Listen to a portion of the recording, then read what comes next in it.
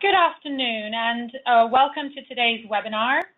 We are excited to have esteemed Pearson authors Dr. Skip Fennell and Mr. John Ray with us today. Their presentation is entitled, Yes, Assessment Should Guide Your Mathematics Planning and Teaching, the Formative 5. So without further ado, I would like to hand the presentation over to Skip and John. Thank you. Thank you, Nada. Greetings.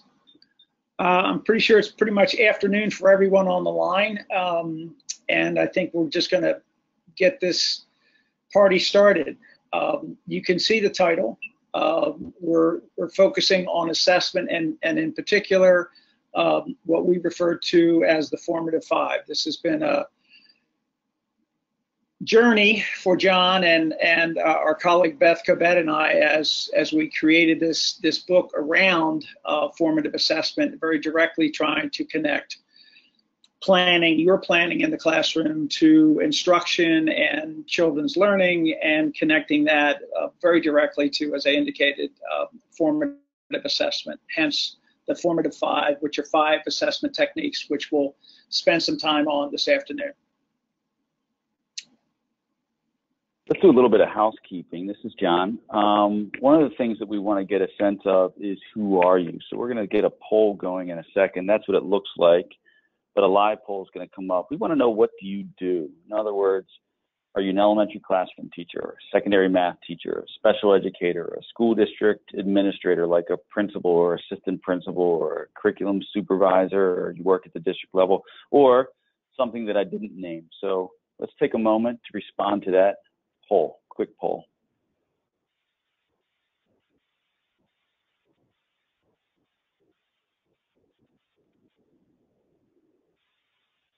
Okay, it looks like mostly elementary classroom teachers and other, that's interesting, and then followed by district administrators, and then special education teachers and secondary math teachers. Okay, good information.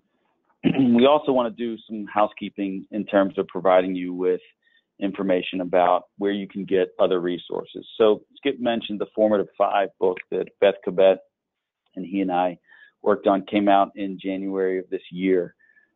There's a URL up there. It's resources.corwin.com/formative5, where you can get access without even purchasing the book to student resources that focus on each of the 5 techniques, as well as a book study in Microsoft Word and in PDF version, 14 tools in all, plus access to 8 videos. So it's something that you can check out when you get a chance. The other thing is the slides that we're using today are going to be available at the end of the webinar. We'll provide you guys with a URL or a link that you can go get those.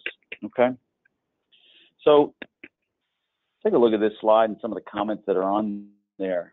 One of the challenges that has been regularly expressed by teachers that Skip and Beth and I have worked with is related to assessment. And what we hear are comments like these that illustrate how educators are seeking to understand the role of assessment generally, but in particular, how it can and should impact classroom instruction. Our efforts for the past couple of years have really been dedicated to addressing the important role of formative assessment and its everyday connection to planning and instruction. And our analysis has actually revealed, and as others have noted, that we actually know a lot about formative assessment. And it can, and it does, make a difference. In fact, it's been a part of education, really the education research base, for at least 70 years. And we also have found that when we ask educators about formative assessment, we receive many different responses and many different definitions. And additionally, far too many of our respondents indicate that assessment to them is like some sort of unique moment, often defined by others as end of the year external or state mandated assessment, rather than even regularly connecting to their planning and teaching. So finally, we recognize an overload of publications, actually published formative assessments, Skip's going to talk about it more, for sale, even worksheets and services advertised as the formative assessment fix for the classroom or at the school or district levels. So Skip?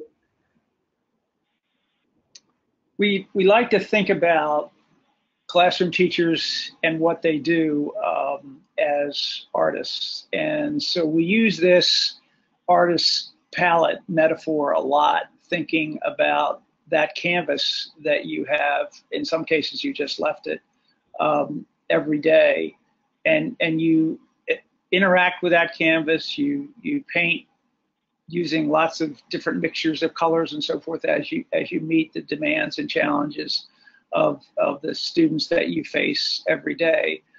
That painting varies. It's not the same painting every day, and so connected with that is our work with assessment as we think about particular techniques that allows you to interact with that classroom canvas for which you're responsible for 180 so days a year.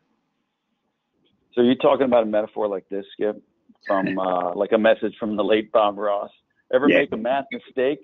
Let's make it a bird. The mistake is a bird now. We're obviously dating ourselves as we grew up with Bob's happy trees and turning mistakes made on the art canvas into birds. And we're guessing that your interpretation of the classroom canvas also probably doesn't include Bob Ross. We do want to value our students' mistakes in mathematics, but without encouraging our students to turn them into birds. But we can certainly learn from Bob Ross's creativity and application of certain tried and true techniques. And we're going to get into those classroom-based formative assessment techniques shortly.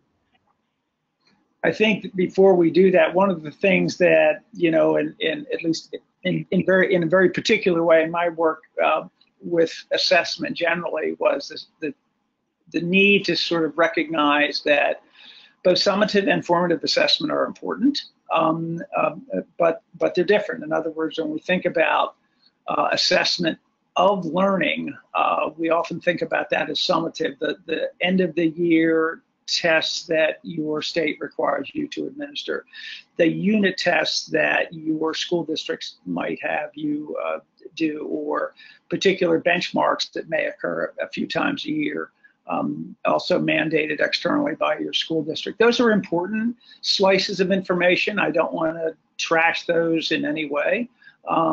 But they don't impact what you do every day, and that's the formative slice of this, which is really assessment for learning. In fact, the notion of formative comes from that notion of, you know, for learning, as we think about the differences between these two important ways in which we monitor progress. And just you're going to hear the name Dylan William a few times in this presentation, because much of his work is what got us started and energized about the real need to bring this formative assessment to the classroom every day. And this definition of formative assessment in terms of those activities that you undertake regularly provide you feedback in terms of both how the child is doing, but also modifying your own work for that lesson that will be adapted tonight as you go into it tomorrow at 9 o'clock in the morning, based on what you saw today. And yet, we know that evidence research even suggests that actual day-to-day use of formative assessment is not as prevalent in classrooms. It's not even as understood by classroom teachers as one might expect. So this is actually a real quote that came from our colleague, Beth Cobbett, in one of her pre-service students at Stevenson University, who contacted her and said, hey, guess what? In our assessment class, we did formative assessment today, and we actually got out early. So, I mean, that speaks to, in many cases, the level of understanding people have about its value, and the way in which it's valued, and the way in which that plays out in terms of professional learning for teachers. As not indicated, a number of years ago, I served as president of the National Council of Teachers of Mathematics, and one of the things that I had to do monthly was to write a column about you know, issues in the field. And I've been sort of messing with this notion about formative assessment for quite a while now. You'll note that was printed in the year 2006. It's quite a bit beyond that, and I actually used that title, "Go Ahead to Teach to the Test," to get people to actually read it. Because I would have hoped that people would be incited by the fact that I'm suggesting that they teach the test. Rather, I was suggesting that as you teach, you're informing yourself relative to what kids know and what you might think about doing later in that lesson or tomorrow or whatever. In other words, beginning this notion of using formative assessment techniques to truly guide your planning and instruction. So it's sort of how this whole thing about the Formative 5 got started. Again, one of the things that we find in terms of assessment literacy that is frustrating, and that is, and I'm not knocking anybody because in fact I used to teach these courses, that teachers often are not prepared to deal with all the aspects that go along with assessment. And so one of the teachers with whom we work talks about, I just figured I could Google formative assessment and buy whatever formative assessment I wanted or needed. And as John mentioned earlier, that's one of our frustrations. You go ahead and Google formative assessment, as I did a couple of days ago, and got over 5 million hits. So it's clearly a popular topic. And what we want to do is make it less confusing, less abstract, and something that you can really grab hold of and sort of think about every single day as you plan and teach. Again, this classroom is your canvas, and we're using, again, that metaphor of the artist, because in fact, every day you are, to sort of think about how we're going to engage now the 5 techniques. So here they are, 5 practical techniques: observations, interviews, show me, hinge questions, and exit tasks. Some of these you probably recognize right away, while others might be less familiar to you. As Skip mentioned earlier, we've begun calling them the Formative 5, which are techniques that teachers should use on a regular basis. I think connecting to that artist metaphor Skip talked about earlier, you can think of the Formative 5 techniques as a palette of 5 colors that teachers can use, and they can sometimes mix the techniques to find the best way to formatively assess, as well as guide teaching and learning every day. As you consider classroom-based formative assessments, the observation is kind of your first stop. And by observation, what we mean is the very direct observing of student and class progress on particular mathematics activities or during particular math activities.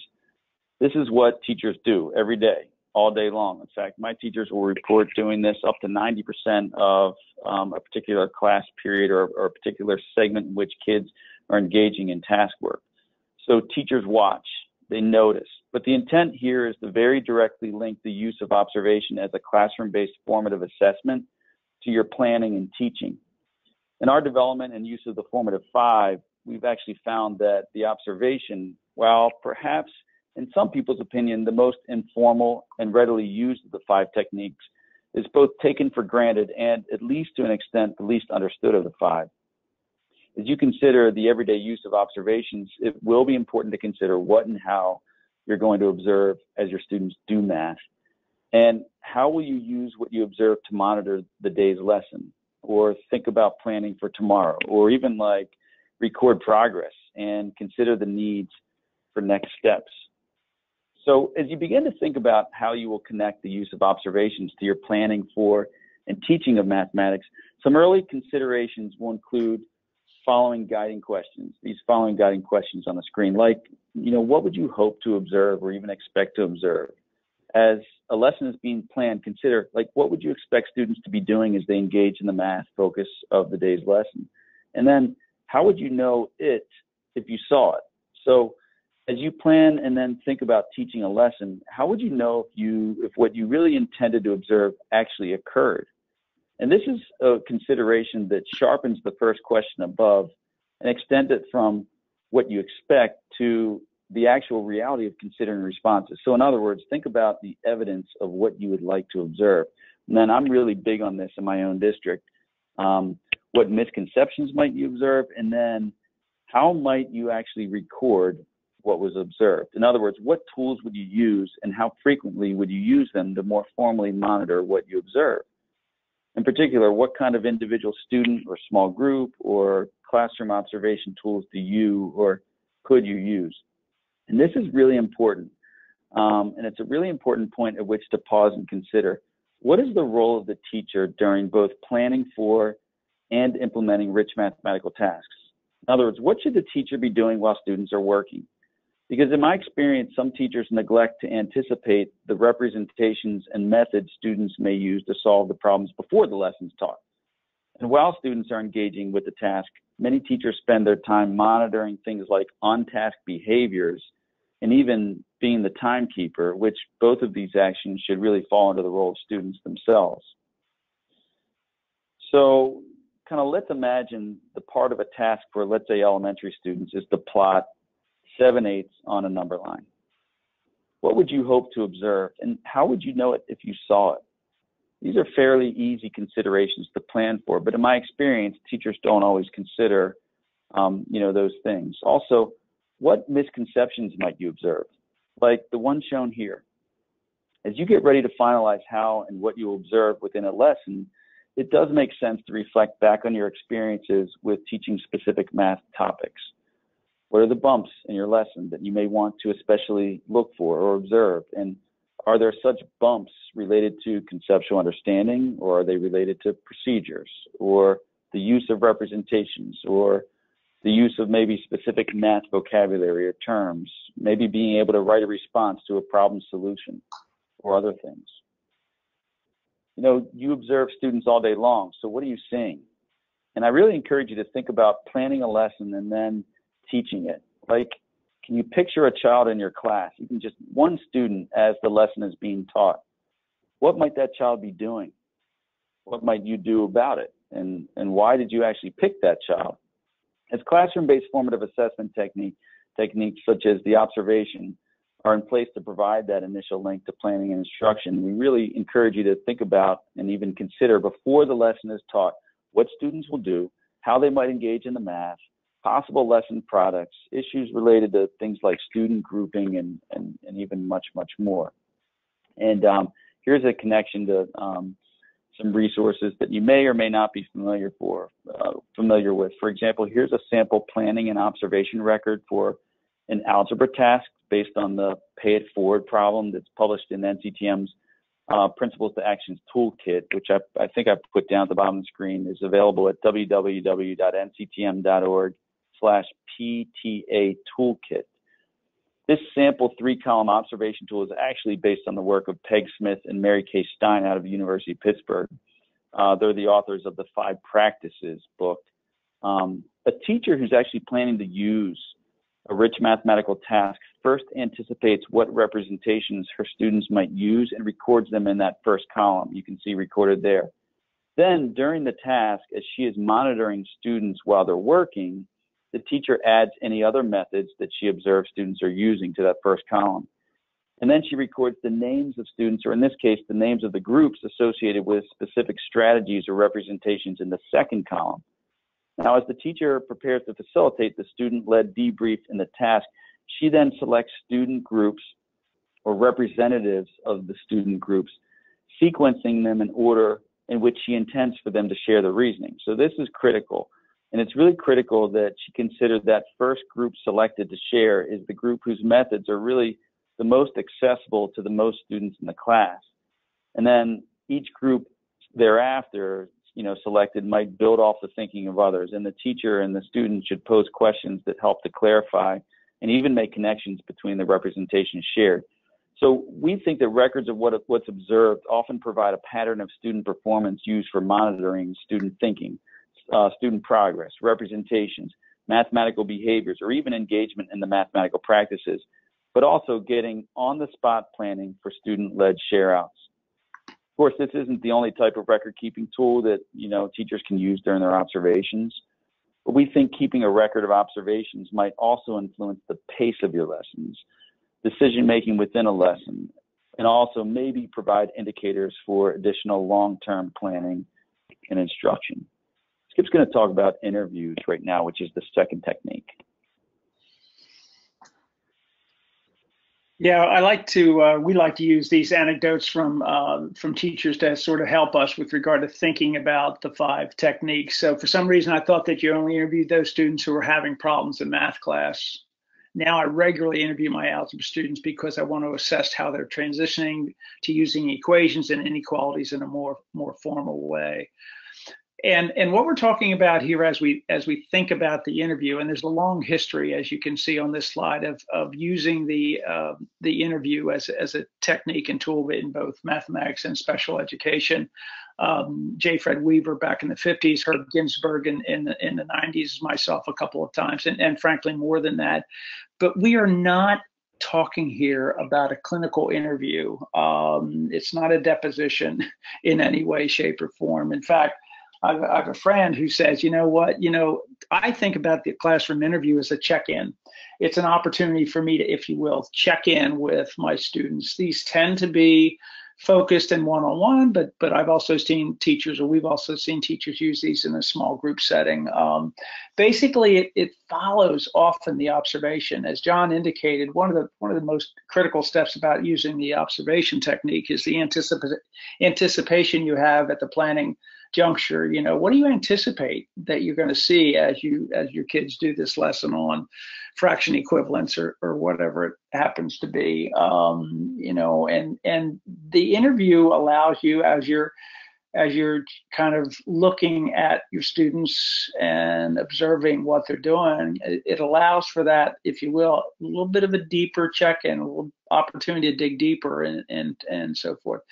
And I guess one of the things we like to say here is that we don't view the interview as deficit-based. In other words, you're not only going after some kids who you might have some misconceptions or have challenges on a regular basis, but every classroom has quirky kids who do stuff like, wow, where did he or she get that? I'd want to talk to that kid. Or again, I just want to check in with this child who just tends not to say a whole lot in class unless I go after him in a way to sort of engage that person in conversation or what have you. Long story short, the interview, it extends the observation because you're observing interview, and that allows you that few minutes of a dig deeper opportunity to, if you will, check in. Back to the task that John was referring to earlier, and so let's pick on that. It's a classic example of how what you might observe could sort of spawn into or move into an interview. Can you imagine talking to a student who basically provided that product, and maybe you just want to ask, tell me what you did here. Maybe you want to ask, tell me where the hole number 1 might be in this drawing. Maybe just want to ask about issues about procedure, next steps, and so forth. We're not talking about a large, assemblage of questioning, which we'll come to, I believe, in the next slide. But it's just a quick opportunity to dig deeper. And just like in observation at the planning juncture, from an anticipatory set situation, what would make you decide to work one-on-one with a student, an individual student or a small group? What are the questions you might want to ask? How might those questions be different based on different children and perhaps where they are within that lesson, within your curriculum, and the like? The anticipation we talked about earlier. We always want to think about possible understandings, consider understandings that you would expect students to get within that lesson, and also potential misconceptions. For those of you who are experienced teachers on the line, in almost every lesson that you teach, as for example, as you prepare for tomorrow, the bumps in the road already in that lesson because you've seen it over the year. The bumps are different for different classes, no question about that. But it allows you to think about, okay, they might have some trouble here. What do I do with that? What are the follow-up questions I might ask based on the initial interview and the like? Typical framework for an interview, again, keeping this relatively short, certainly 5 minutes or less. Tell me how you did that. How did you solve that problem? Tell me why you did it that way. And then frankly, what else can you tell me about what you did? Certainly you could ask more questions than that based on what the student responds to the first couple of questions. But, thinking about this for a minute, you're probably going to get a fair amount of depth in terms of what that child did. Again, it deepens the observation just on a few questions. And again, you're checking in. Yeah, I like that, Skip. I like how it deepens the observation. I like how these questions, they don't necessarily need to be content focused, but we're digging at student understanding. And so just as a side, just a couple additional ones. It's really important that it's a conversation. Yeah, so a couple additional ones that are up here you guys might use, things like, what are some of the decisions you made? Do you agree or disagree with those decisions now as you monitor progress? Are your explanations the same as anyone else's? In what way? Or does your answer make sense to you? Why or why not? These are just samples that we provide you that you can have in sort of your hip pocket as you observe, and then find appropriate opportunities to pause and interview individuals or small groups of students, as they're working. As John mentioned, we have a number of planning tools relative to each of the 5 techniques that you'll be hearing about in this webinar, and this just happens to be one of them to sort of help you get started with an interview. It sort of assess will your interview go after conceptual understanding? Will it go after procedural fluency? Will it go after particular strategies that a child or a small group of children might be doing? Are there particular student prerequisites and misconceptions that you're concerned about with regard to this lesson? Are there disposition issues? Are you concerned about the extent to which the child or children are engaged in the lesson? So these are areas that you might think about assessing with your check-in. Obviously, and I guess one of the things with all of these tools, you can adapt them space-wise, so that you can fit in possible student responses. You can take some notes about feedback you might want to provide for the student, and then any teacher comments and observations that you might make just to have on hand. Because one of the things about all of these techniques, and we're not suggesting, by the way, that you use all the tools all the time, every day, but some trail, if you will, track record of your use of these will provide you with just a great understanding of what individual students are able to do as it impacts your planning and teaching. But it also helps you with regard to conversations with parents, conversations with whether it's the assistant principal checking in on the class, or work with special educators if you're collaborating, and so forth. I can't imagine that you can remember everything, and so there's opportunity for a track record for you to have handy for those kinds of collaboration and information providing opportunities. The third technique is called Show Me, and we actually created the Show Me formative assessment technique because of the assessment potential of kind of on-the-spot teacher prompts. So it's a performance-based response to what a teacher observes, and it can combine the elements of both the observation and the interview. Show Me was actually derived as we began to deeply consider and explore and then implement the observation and interview techniques. So Show Me extends and very often deepens what was observed and also what might have been asked within an interview. Like observations and interviews, the Show Me is a classroom-based formative assessment technique that, when kind of used regularly, has the potential to not only monitor but improve math learning.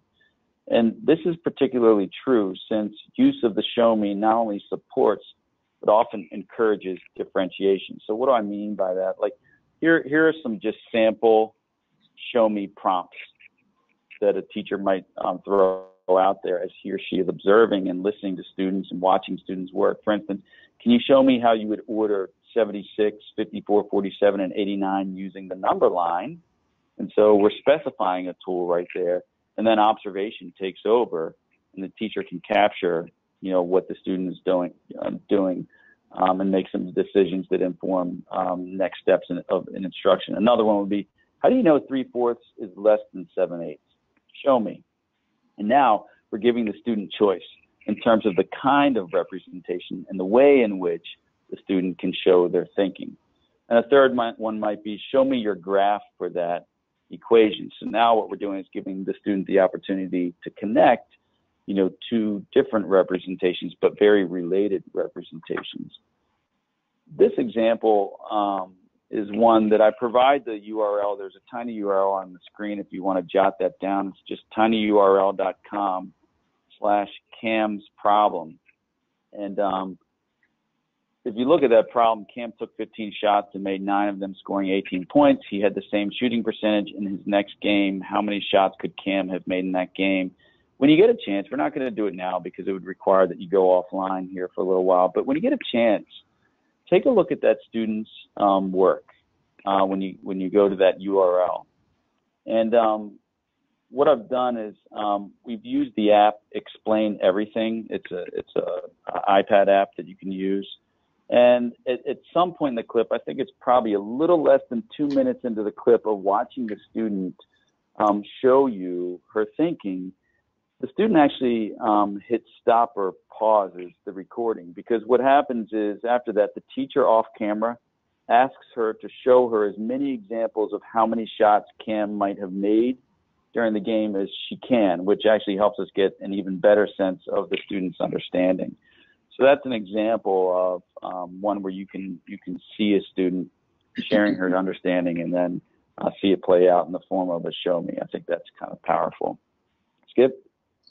Yeah, I mean, before we move into the Hinge question, which is the next technique, I mean, it's important to note that observations and interviews and show me kind of are connected, that the show me is a kind of a performance-based opportunity for you to see how children represent solutions, whether it's using manipulative materials, drawings, or whatever, or just providing an answer. So they're really, you know, as we've actually been in classrooms and videotape teachers using the techniques, I mean, we felt a need to, as John indicated, create show me because of that sort of performance-based notion of they're actually providing a product that then you can use and think about in terms of their learning. And of course, your next step planning-wise. And again, you have that information, so now you have something to share with parents and others should you need to do so. So the latter two techniques, the Hinge question and the exit task, are closure connected. And one of the challenges we have with regard to the Hinge question and questioning in general is that, you know, and what you see in this slide comes again from the work of Smith and Stein, where the notions about the kinds of classroom discourse that engages challenging questions, listening to student responses, encouraging students to listen and respond to their peers, requiring students to explain their thinking, encouraging students to use multiple representations, and of course allowing students to engage in productive struggle. All of these elements of classroom discourse. But what we are thinking about with regard to the Hinge question is a bit different. The Hinge question is, the focus here is assessment. It's not necessarily for a long protracted discussion of something. It often comes toward the end of a lesson, or for those lessons where, and there are many of what I'm going to talk about, lessons where you're perhaps finishing up one concept or idea or standard and moving on to the next one. Hinge point questions within a lesson. It's a check for understanding. And I like to say, you know, it's the deal breaker question that as the students respond to this question, you're thinking, all right, we're pretty good here. We're able to move forward, or okay, we're not quite ready.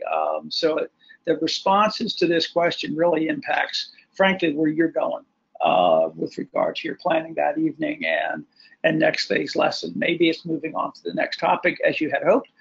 Maybe it's spending a little bit more time making sure that kids have a better level of understanding of whatever happened to be the focus of the day's lesson.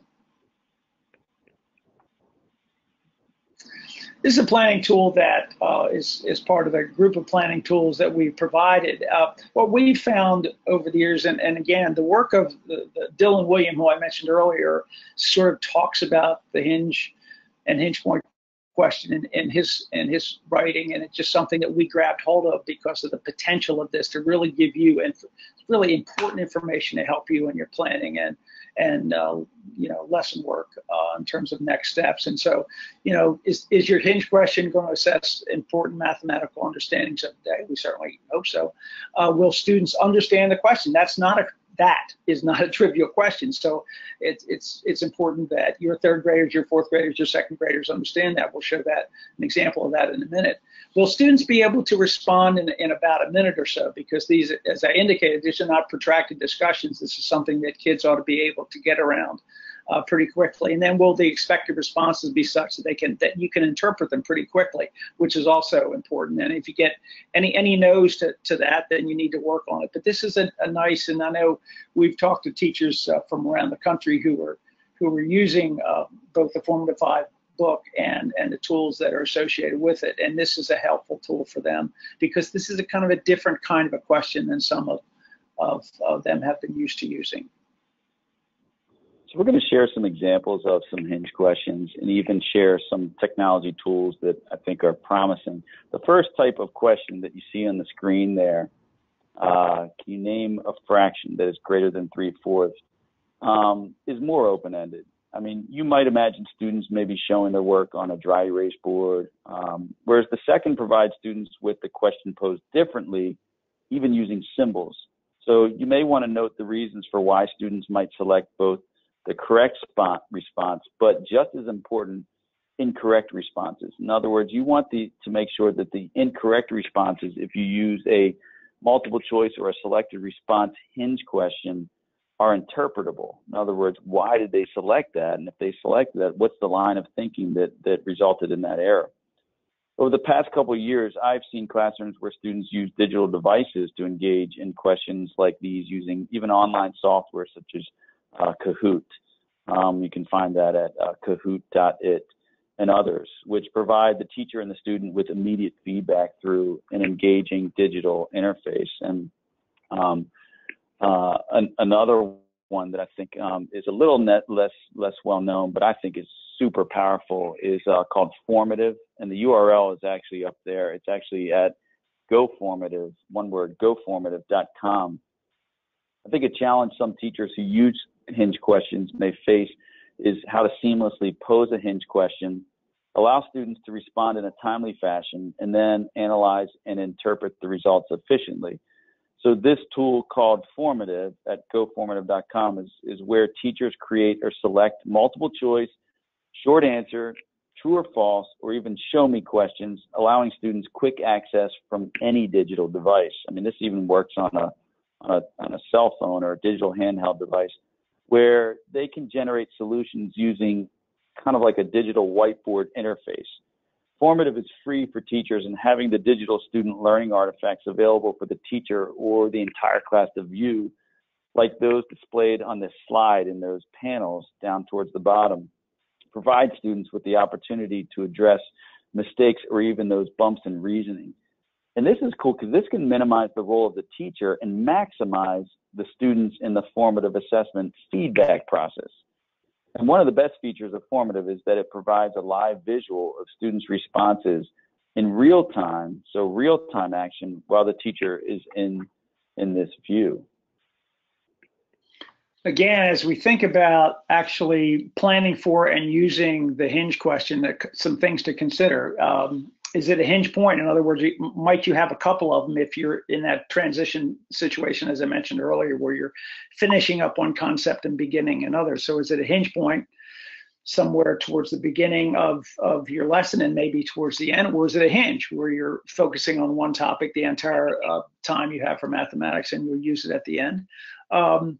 It's somewhat diagnostic, and folks, it basically expands the interview. I often think about it as an entire class check-in. So I want to check in. I'm going to ask you this question to see kind of where we are with this.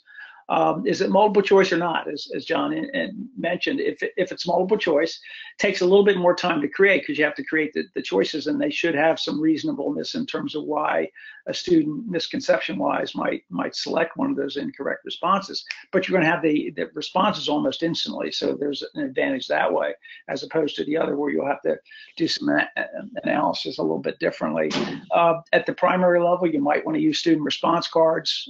We see this often with kids actually holding up the card relative to A, B, C, or D for that. And it's not unlike Thursday night's NFL game. There is that 2-minute rule. So at the 2-minute rule, meaning the time a minute or so to frame the question and a minute or so to sort of analyze those responses before you're moving on. It's quick. It basically gives you the word about how did that lesson go, and then you're thinking hard about what you're going to do for tomorrow. We showed a couple of examples of Hinge questions that were at the upper level of the grade spectrum, and so we thought it would make sense for those of you who are primary level teachers to see something more suitable to your content. So here's Bryce, who has 17 stamps from the United States and Canada. How many are from the United States.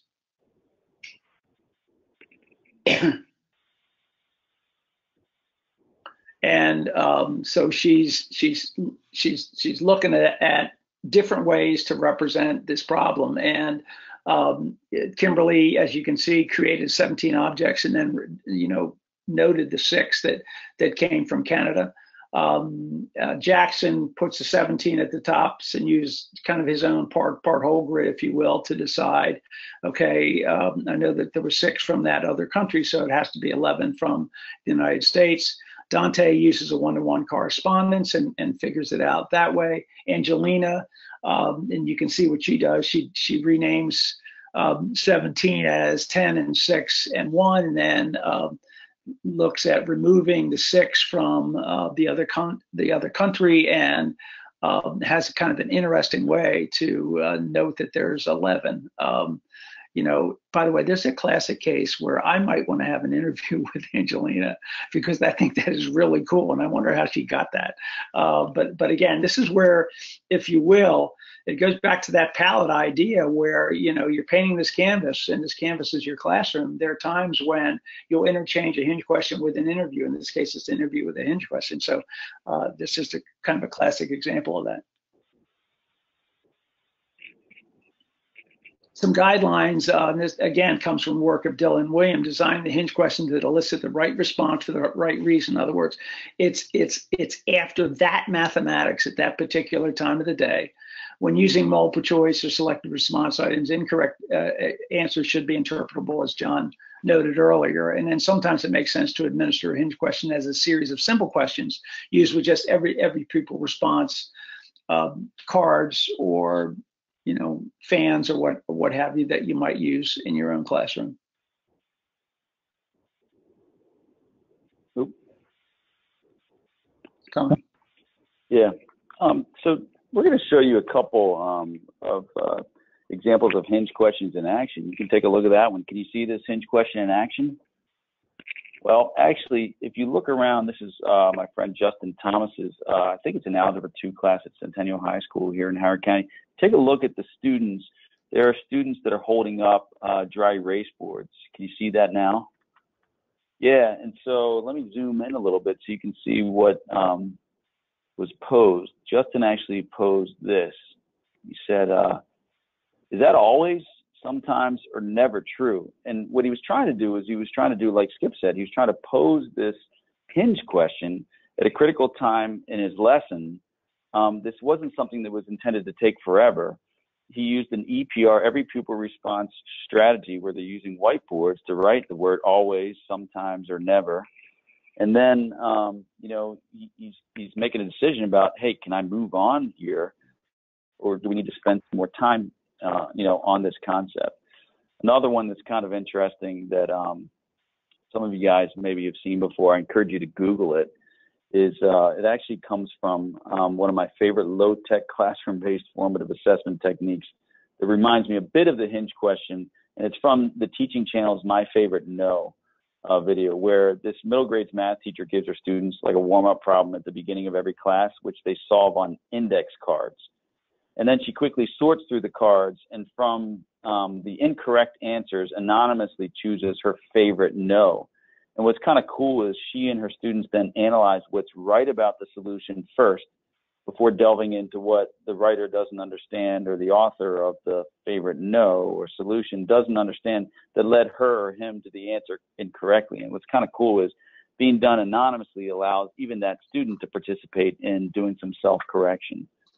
Some technology tools that I just throw out there, some of which are pretty common and well-known: Google Forms, Kahoot, Padlet is kind of neat, and then also Plickers, which you're using your device where you've got the Plickers app, but it's essentially a QR card reader where students are indicating by the direction in which they're holding a hard copy of a QR code. In other words, which side is facing up or up and down.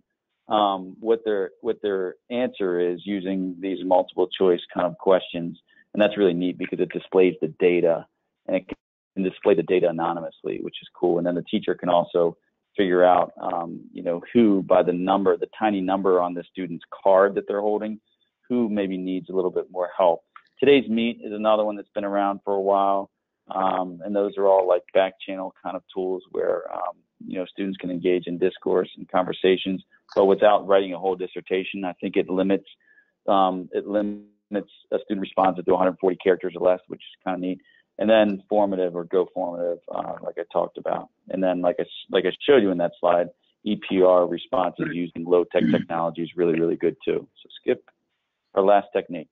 Yeah, we'll talk briefly about the exit task, and we define it as a capstone problem or task that captures the major focus of the lesson for that day and perhaps several days. It's a task, and one of the things, and John will share in the next slide, that when we talked about and sort of took a careful look at this particular technique, we didn't want it to be an exit ticket.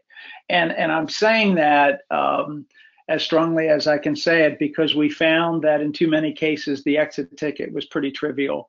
And frankly, in lots of situations that we observed had almost nothing to do with mathematics. So we wanted it to be meaty. We wanted it to sort of make a difference with regard to the lesson in terms of the intent. This task captures the focus, the intent of the lesson, and so time-wise, you would have used that Hinge question or Hinge point question to get a sense of where the lesson is going, and the exit task is something to say, okay, here's now performance-based response from kids because they're going to do this, that I now have to show what they really know about whatever the topic happens to be. So just a couple examples. Bree's Pizza Palace has to load boxes of cheese. Each box weighs 5 3/4 pounds. There were 4 boxes. Was the total weight less than or greater than 25 pounds? Or a response to show how you know. Here's another one. This actually comes from openmiddle.com, which is a really cool kind of concept. Dan Meyer actually introduced the idea of the open middle problem during a presentation he did years ago, where these problems have a closed beginning, meaning that they all start with the same initial problem, but they have a closed end, which means that they all end with the same answer. The open middle means that there are multiple ways to approach and ultimately solve the problem. And Lynette Johnson, Robert Kaplinski, Brian Anderson, Dan Levuanos, and Zach Miller developed the openmiddle.com site, which is essentially a clearinghouse resource where people can submit their own open middle problems. And Graham Fletcher submitted this one where it's used the digits 1 to 9 to create 3 equivalent ratios. Note, each digit can only be used once. So a student might start with, let's say, a ratio of 6 to 3, and then put in maybe, 18 to 9, or 54 to 27, or something like that. Another one is that can be considered an exit task, and this is kind of interesting. When Skip, Beth, and I were looking through things like sample PARCC assessment items, or sample smarter balanced assessment items, or some of the other assessments that are out there, not just the consortial assessments, we found that some of them could serve as appropriate exit tasks if they're public release. So here's an example of one involving ratios and proportional relationships that could serve as an exit task. This is hard to see, but this is we wanted to screen capture this. This is one of the planning tools around exit, tasks. So we're doing things like indicating when are we gonna actually, use this exit task, and what math standards, content standards, even mathematical practices might we be trying to address through this?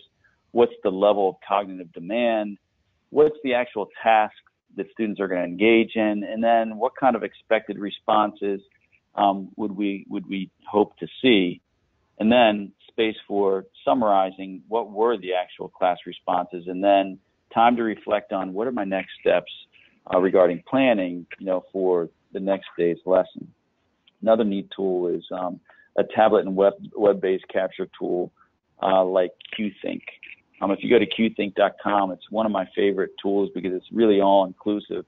It captures and prevents the thinking process and cognition through these things called thinklets, or video vignettes of a student's solutions based on what they're doing using, again, like basically whiteboard software. And once their work is published in the gallery, their peers can obtain, can look at it and even provide and obtain timely and high quality feedback from teachers, but also from fellow students. Yeah, and before I sort of conclude that relative to exit tasks, let me just say that as we see teachers using the Formative 5 around the country, and this is something, of course, we encourage, so we're finding learning communities sort of working together and creating their own exit tasks, and then they have a resource. And so other fourth grade teachers can use them, or I can tweak it, for my class or next year, what have you. And the same thing is true of Hinge Questions. There's no need to spend hours every night creating these when these are accessible, as John indicated, through technology and other ways. So, I mean, it is a final activity typically. I sometimes think it's a whole class show me because it's a performance response from your class relative to that. You obviously have to think about the time for all students to complete the activity. And frankly, a big sort of an issue for you is, they're going to come, this is a performance task. There's going to have, and you're going to have to look at it. So this might be one of the formative five that you might not do every day based on the time you need to take a look at the responses to the exit task and provide feedback and thinking about how you're going to provide feedback to students. But very valuable in terms of your, looking at them and their progress from afar. So here are some of what we hope are today's takeaways. As noted, we know that formative assessment has been defined, it's been redefined, it's been researched and discussed for decades. And yet, in a recent piece from Education Week, I think back in 2015, they recently noted that formative assessment is still both widely used but poorly understood. Some even argue that the phrase formative assessment is open to too many interpretations. And others actually prefer the phrase used earlier, like by Skip, assessment for learning. Our position is that formative assessment is an integral component of what you do every day, planning and teaching, and that it involves a carefully defined and vetted set of assessment techniques specifically designed to inform instruction. So Skip, here's what we know. We know that this works. We've had teachers been doing this. We know teachers need time to think about and seriously connect planning, teaching, and assessment. We know that support is more than helpful. It's necessary for you to feel comfortable, the collective you to feel comfortable using this. And this is based on 2 to 3 years of piloting the Formative 5 and data collection that we have.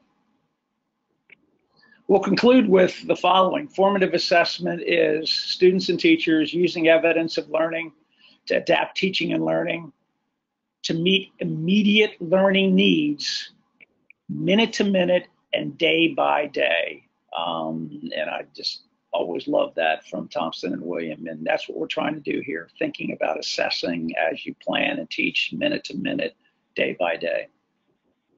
So we want to thank you. I know that we have maybe a couple minutes for questions. We also wanted to mention as a housekeeping issue, if you're interested in looking at these slides, if you go to mathspecialists.org, that's the clearinghouse website that Skip and Beth and I have been working on for about 8 years now. It's through the Elementary Math Specialists and Teacher Leaders Project. When you go there, just know that you'll have to log in by registering. When you register, it costs nothing. We don't spam you. It just helps us keep track of where people are coming from to visit our site. Once you register, what you'll have access to is the project resources and many other resources, quite frankly, that are on there. But if you go to project resources, you can get access to today's slides. Nada, do we have a burning question or two? Thank you so much, Skip and John. We have time for maybe 1 or 2 questions. The first one we have here from the audience for you, Skip, if you like, is what about formative assessment and grading? That's great.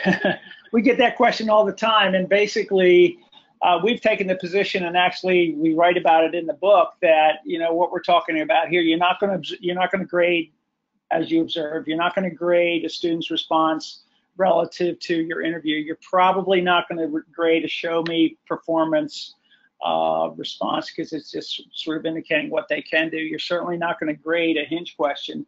About the only one of these techniques that I might get into a conversation about grading would be the exit task, because it is meatier and you do have something there. But that's up for grabs. I like to think that these techniques sort of support and guide your planning and teaching, and not so much what you're going to put on a report card. Okay, and I think we have time just for one more. The audience question is, how do I go about planning for observation? And John, if you could take that one, please. Yeah, and this is a really good question. I think, and this is where I think we've adapted, some of our favorite resources from, colleagues outside of our project. Peg Smith's work and Mary Kay Stein's work around the 5 practices provide some advice about really spending some time during that anticipation stage. In other words, during planning, anticipating, what am I looking for? How will I know when I see it? And taking some time to actually jot that down. So if you refer to that 3-column document I showed a little bit earlier, I think that's a really powerful organizer, for planning. What am I anticipating students might do? It also forces the teacher to actually engage in doing the task him or herself, which I think is critical. But then what teachers always find is during the monitoring phase, when they're walking around, they're observing, they also find that students bring up some things, like Skip said, really cool and sometimes quirky, but amazing and brilliant things that the teacher didn't even anticipate. And so adding to that, I think adds to the teacher's, understanding of what they'd be looking for in their content. And then the other phases of the 5 practices, I think, are also critical in terms of, making sure that during planning, we're spending some time thinking about, okay, what am I looking for and how am I going to go about doing that? Because, the first time you try this, it's pretty difficult if you don't have an organizational strategy to going around and observing, let's say, up to 25 or 30 students working. So one piece of advice, too, is, the observation protocol is often done really well when kids are working in groups. Certainly, we're looking at individual students, but a lot of times when they're working collaboratively, it makes it a little bit easier, to listen to the discussions and look at the representations, whether they're hands-on things that they're doing or drawing pictures or using symbols, numbers, and other images in their work. That's a great question. Thank you so much, Skip and John. We are at the top of the hour, so that does close out our session today. Thank you all for attending this afternoon, and have a wonderful day. Thank you, Skip and John. Thank you. You're welcome. Thank you, everyone.